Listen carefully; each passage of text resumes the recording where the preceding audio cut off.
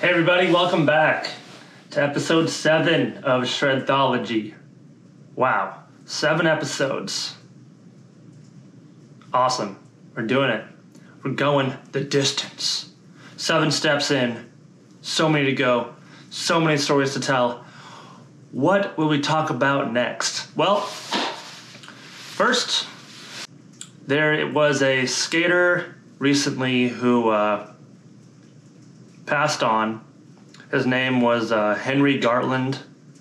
He was a skater who lived down in San Diego and skated for Santa Cruz Skateboards and independent trucks from Minnesota. He was apparently facing some demons and took his own life, which is really hard to see. I followed this dude coming up in the AM Scramble on Thrasher, and just read a recent article with him in it on Thrasher. So to hear that this happened was just kind of, I don't know, it cut deep, you know? It always sucks to hear that your fellow skateboarders are suffering and going through hell, and hurts even more when you hear that we lose one of our own. So if any of you guys are out there struggling with some dark thoughts or some demons of your own, just want you to know that there's people you can reach out to, and you're not a burden for those people. If you need someone to talk to, if you need to unburden yourself on others, then please do it. And just want you to know that we care about you guys. We're here for you. And if you don't have anybody to call, there are lifelines you can call. I'll put some down in the links below. I know times are tough right now, especially in the winter time if you're living up in the Pacific Northwest or the North in general. We just got hit by a pretty big winter storm. We've got about 6 inches and counting of snow that's coming in, shutting down the city because Portland doesn't know how to operate with snow. And yeah, we're supposed to be getting more snow tonight and tomorrow and all through the weekend. So might be snowboarding Zoo Bomb instead of skateboarding it. Today, I want to talk to you guys about this thing that's new. Just started last year. But before we talk about that, I wanted to let you guys know that Kevos are back in stock. And you might want to jump on these quick because they go fast. I'm really psyched to have some good slidey wheels like these again. Some big old square boys. These probably won't last me very long. I'll probably skate them down to Zoo like 2 weeks and then they'll be cores. So I go through wheels pretty quick. But I'm gonna enjoy every last drop of them. So today's topic is skate shop day. We're in tough times. We need to support our local shops and support our great shops. So we're doing a lot for the community. All around the world, there are people who are dedicated to helping skaters and helping communities, and they do so in the form of skate shops. They order gear from all your favorite companies. They listen to you when you need things and want them to get things, and they put those products on the shelves for you. Yes, they keep you shredding. They keep you locked and loaded on your board. They keep you smiling because they have the stuff. Now, in this pandemic, we found ourselves in a pretty pickle. Basically, everyone wanted to have a nice, fun outdoor sport to do during the quarantine. So a lot of people picked up longboarding. With such a large surge of riders, new blood into the community and into the industry, sales were booming. Skate shops were selling out of shit. Boards were hard to find. Wheels were hard to find. Some companies wouldn't even sell direct to consumer on their website because they wanted to fulfill the orders to the skate shops. That's a testament to how skate shops and skate companies can operate together. That's really rad.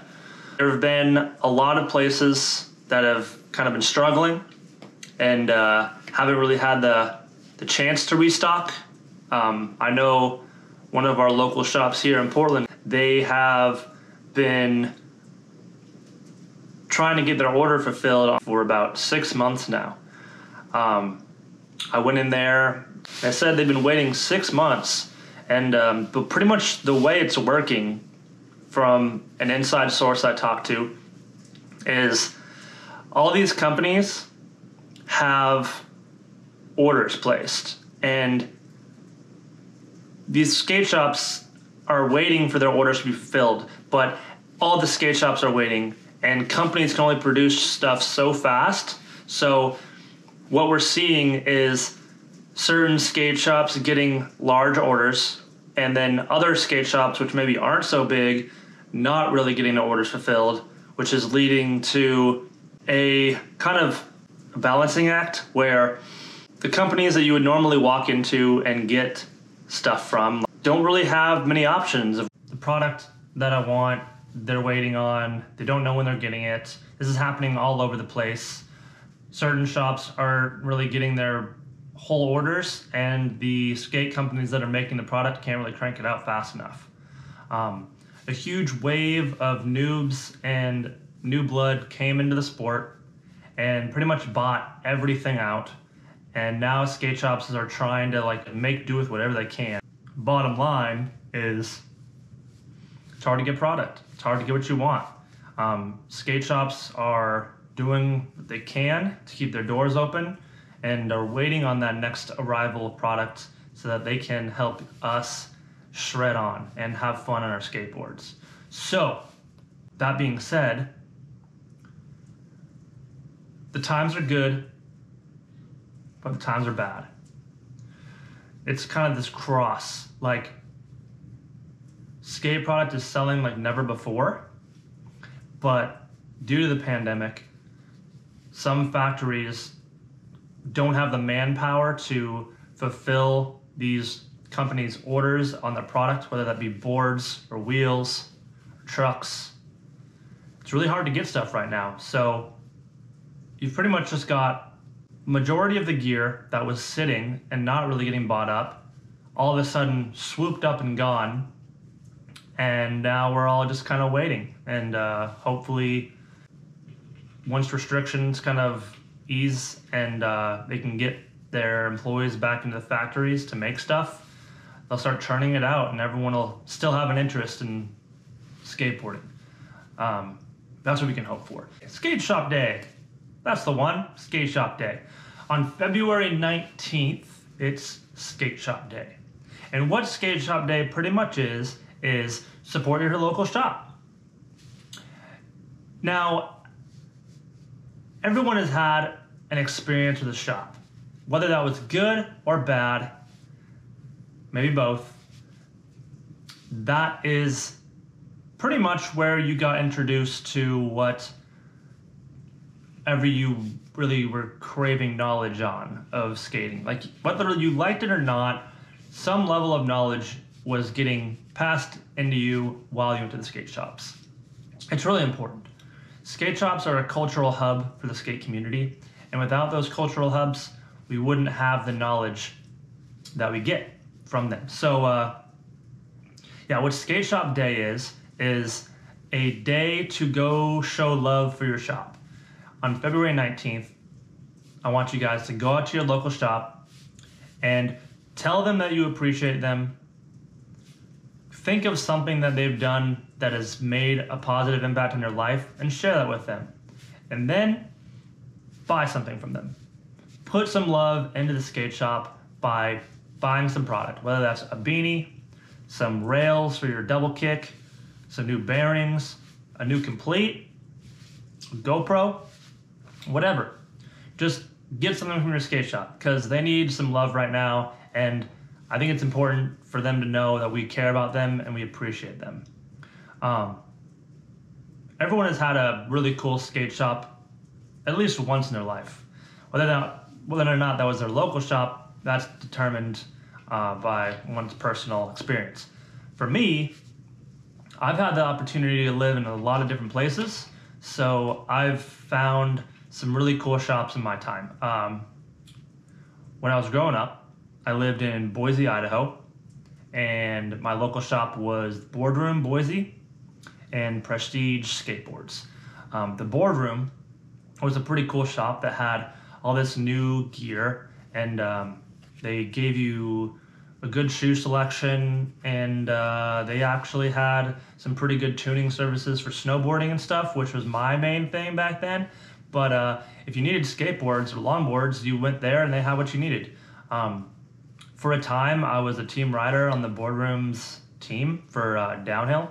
It was a project that didn't last too long. They just wanted to test the waters to see if it was something worth pursuing, which inevitably they did not end up doing. But while I was there, it was a really cool experience to kind of work with these shops and give them kind of some insight into product that might sell well. And they did end up getting some product that I recommended. My buddy's company, Bonzing Skateboards, I ended up getting Bonzing skateboards into the skate shop, and there were a bunch of completes set up with caliber trucks and blood orange wheels. And yeah, they sold really well. Like the completes were just really eye-catching because they're awesome timeless shapes, and the art was really cool. So yeah, they got those sold. And I tried really hard to get some more wheel shapes in there instead of just cruiser wheel shapes. And eventually there was some really high quality product to go grab from the Boardroom, which is I was super stoked on. So yeah, another skate shop in Boise that was really cool was a Prestige Skate Shop. So back in the Dizzy, when I first started skating, back in, I want to say 2000 and I think 2000 or 2001 was when I really invested myself in skating. I went to a local shop called Newton Herald's, which is no longer there, but I bought my first complete. I bought a flip deck with a corduroy. I think it was like an 8. No, it was probably like a 775, super narrow with Thunder trucks and Spitfire wheels. And yeah, I just got the board. Didn't really feel like it was fitting my style very much, and I didn't really like how narrow it was. And I was like, okay, this isn't really working. Like, I bought this board without too much knowledge. I didn't really know what I was looking for. I need something else. So I went to this local shop called Prestige after hearing from a person at the skate park that they'll take your board and they'll trade you with like a shop deck, so you can get a board that like better suits your riding, like no matter if it's new or old. And I was like, cool, I'm not gonna go through the process of selling this new board. So I pretty much just like went in there and I said, hey, I got this flip board, I'm not really digging it, can I trade you? And they were pretty like stoked, and they're like, yeah, dude, we'll totally trade you. So they gave me like an 825 instead of the 775, and yeah, that really opened up skateboarding for me. It made the board feel more comfortable. I could ride it better, and yeah, the rest is history. Like, thanks to that like swapping project that they had at Prestige, yeah, I found skateboarding way more enjoyable than if I would have stayed on that flip board. So yeah, they did some good stuff. Yeah, there's also a skate shop in Boise, which is more like a cafe, but it's run by skaters and has a very eclectic skate theme right on the Boise River. And yeah, it's basically like a skateboarder's paradise for coffee. And it's in a beautiful part of town right on the Boise River. You can see birds flying around, fish in the water, the river's flowing. It's really nice and calming. And you can get some coffee and skate. So yeah, that's another spot to go check out in Boise. It's right by the Whitewater Park on the south side of the river. So go check that out. Yeah, and then after that, I moved to Arcata, California, and there was a surf longboard skate shop called The Neighborhood. And to be honest, the owner of that shop was a pretty broed out surfer bra, and I was going in there like every chance I could get to just like hang out of the shop, chat with them, and you know, they kind of didn't make me feel welcome in there. They kind of made me feel like a kook, which I didn't like. You know, I didn't go there on my days off from school to just like get a weird vibe. But one of the guys who worked there, I think his name was Andy. He was, or Austin maybe. He was into longboarding, and he had like a pretty good collection. He had a Lanyards 925, a Lanyards Wolf Shark, and Jotty Giro. And I was riding a loaded dervish at the time, and I was like, you know what? Like, I really want to get more into downhill, but like, I don't really know what kind of board to ride. And dude, like, straight up, like, hooked me up with one of his boards just to go try. And he's like, here, man, I got this really wide, like, downhill tank board. You can go skate. I haven't skated for a while. And he just let me try his boards. And there's this skate shop dude who was like giving this random guy who just like didn't really know very well but knew skated a board of his to borrow just to see what he liked.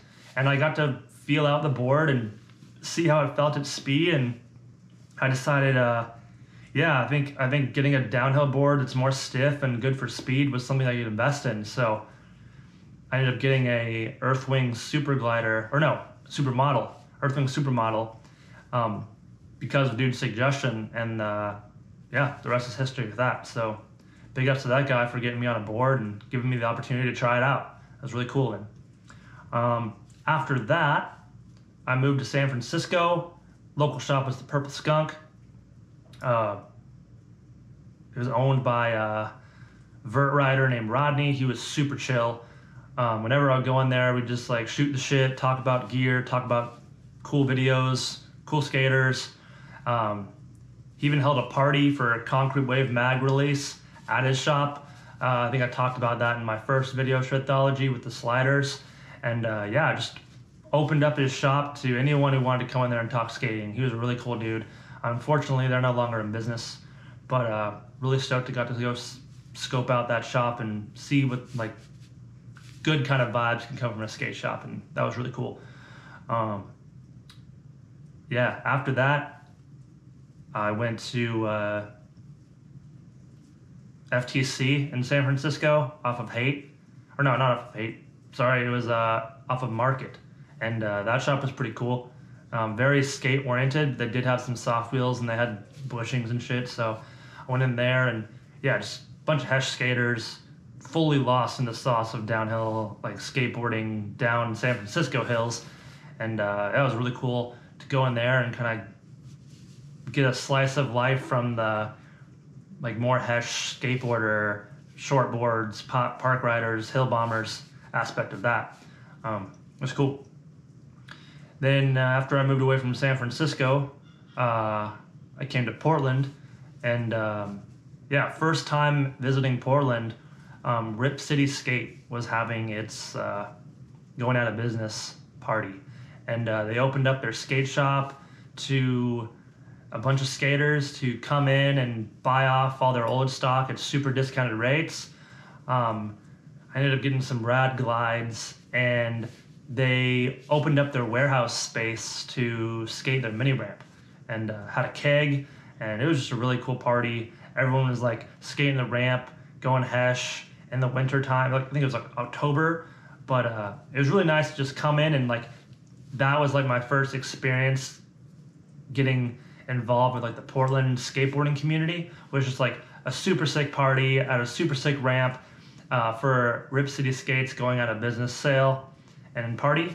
After that, we went and skated garages, and then I randomly like asked Jordan Otari, who was like the showrunner at the time, if I could just like skate with them after garages because I had nowhere else to be. And yeah, he showed me around downtown. They were all skating ledges and doing some like gaps and stairs, and you know, I was just cruising around, watching them skate, seeing like what the Portland vibe is all about. And it was just so cool for Jordan to just be so open and like accepting to a random ass skater who he'd never met before. He just say, hey, come on, yeah, let's cruise around. Like, this is cool. And that's pretty much the Portland vibe in a nutshell. Like, if you come to Portland and skate, like, you could link up with anyone, doesn't matter what kind of style you guys are into. If you're gonna go skate with them, they're they're down. And yeah, I highly recommend coming to Portland and checking it out. It's a vibe that you can't really get anywhere else, and it's sick. Definitely something I'm invested in. Then yeah, after Rip City Skate, I kind of started going to Daddy's Board Shop, which is pretty famous. My first interaction with Daddy's was well before that, where I came into the shop and met Eric Wong, and was kind of trying to ask him, like, some questions and like just find out a little bit more about Portland. And he didn't really want to have anything to do with me. He was just kind of like, yeah, man, cool, sure, not really trying to like invest myself in this conversation, like, and it's kind of a vibe at Daddy's. Sometimes I've heard from multiple people that there's kind of a vibe from the sales floor, but over time, the more you talk to them and the more kind of you become like a regular, they open up, and you can make some really cool friends. And I've made really cool friends with Ian and the other homies who work there. And that back to what I was saying. That time I went in, I was like waiting for Harrison and Martine to pass to show up because we were gonna like skate their ramp. So Harrison and Martine show up, and then like Eric's like, "Oh, you guys want to skate the ramp? Okay, yeah, you can go with them." So we go in and we skate their mini ramp for a long time. That was really fun. Fast forward to about 2 years ago, I was helping throw a lot of events and organize sessions and just get the community kind of like, frothing a bit for Stoke. And Daddy's was like super on board. And every time I threw an event, they were more than willing to support it and throw some swag. And over time, they kind of like figured out like, okay, like we need to invest in like some racing. We need to invest in what the community wants. And with a couple liaisons working with Daddy's and the community, we found out that people want racing, people want dance sessions, people want free rides. So Robin McGurk and a couple other people set up the Daddy's dance sessions, which happen when the rain isn't torrential, every weekend at a school that has a pretty sick like open blacktop area where you can skate. They put out some cones, some hippie jumps, some launch ramps.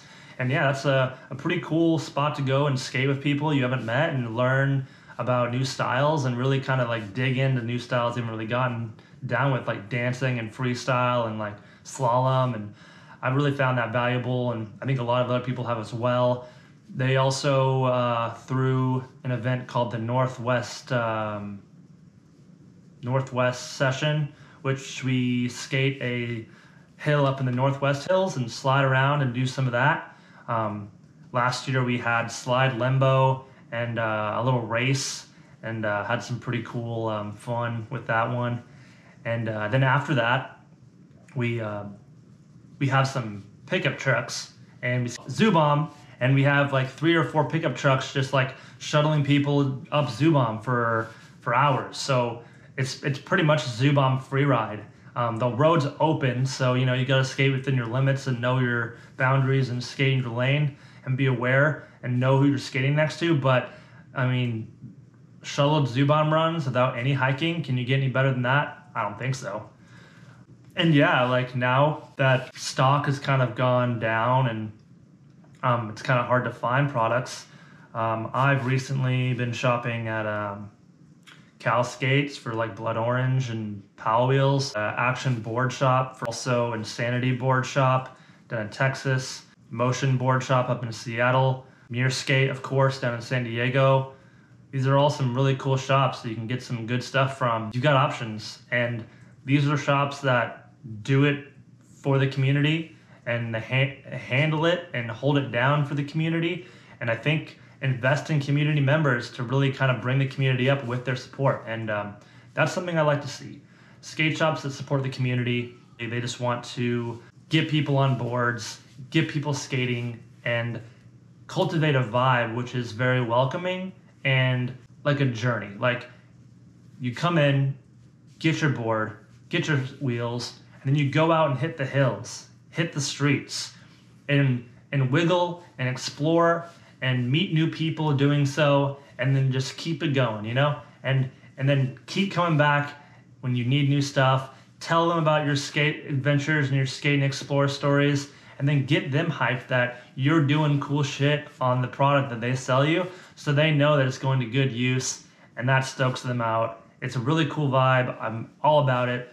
And yeah, guys, on February 19th, it's Skate Shop Day. So go and support your local shop. And if you don't have a local shop, then pick one of the ones I just mentioned, because those guys are killing it when it comes to community support. Let's talk about a couple of videos I've watched recently, which I would recommend. And I've got some links below if you want to check them out. I recently rewatched, after years and years and years, The Fellowship of the Bearing by Colabo. It's a really cool film. It's got a bunch of OG shredders all riding drop throughs and evos and flywheels, and K-Rhymes is in there, really just like handling business and racing. And it's a pretty old film. It was released in 2009, but it's a real good watch. Wholesome, funny, full of just like raw dog downhill skateboard racing, good time having, hill bombing, and it's a really good watch. The link is in the description below. Also, I recently watched. Okay, let me preface it with this. I was listening to another skateboarder created podcast called the LDP Cast, in which the two guys who are hosting it are distance pushers, but after having done a couple of distance episodes, they've found that, you know, you can go beyond the distance and talk about some other stuff and other styles with other skaters. So they've talked with the owner of Loaded Boards, and they've also talked with the creator of Longboard Girls Crew. And I was listening to that podcast with Valeria, and they were talking about this new film releasing that's called Open, in which they bring a bunch of girls from all over the world to go skate in Israel. So we all know Israel's a pretty hot place right now, and has been for years. So you don't really think about anything when it comes to Israel besides maybe like Judaism is a really prevalent religion there. They're at war with Palestine and have been for a long time. The Wailing Wall, and not too much else. But this video really just shows a lot of the culture, and it shows it through the lens of a skateboarder. And not only a skateboarder, but a skateboard squad of girls. So imagine that. A skateboard squad of girls on a skate trip in Israel skating. Can you get much better than that? It's got all sorts of cool things, really cool styles, really cool spots, really cool chicks, and just epic scenery and moments that were captured on film. It's a really good watch. I highly recommend it. It's called Open. I'll put the link in the description below. Another video I recently just watched, which I was really digging, and you might as well, is Tanner Van Vark's TVV Part for Real. So Tanner Van Vark is like, he's like a chemist when it comes to handling terrain on a skateboard. He does some really crazy shit that doesn't make any sense to me, but apparently is very sensible in his mind. I'm talking like Wally to blunt slides down like hubbas, Wally like gaps over like a 10 stair. It's really cool. He's just saucing all over the place and doing super technical shit on the most gnarly terrain. And it's got the whole Real team in the video. Tanner Van Vark just went pro. He's got a new board for Real. If you like gnarly skateboarding and really interesting looks at skateboarders handling unique terrain, you'll really like this video. Link is in the description below. So, yeah, guys, that's the episode. I hope it made sense, and I hope I spoke to you in a way that resonated with you, go support your local skate shops on Skate Shop Day, February 19th. If you guys are down to support a good cause, I'm going to try to put a link in the video somewhere, maybe up there or up there. It's a little green box. It's a fundraiser for the skate park project, in which all the money and proceeds go to help building skate parks in areas that have trouble with, not having good skate parks. So that's a really good project that is led by Tony Hawk. It used to be the Tony Hawk Foundation, but now it's a skate park project.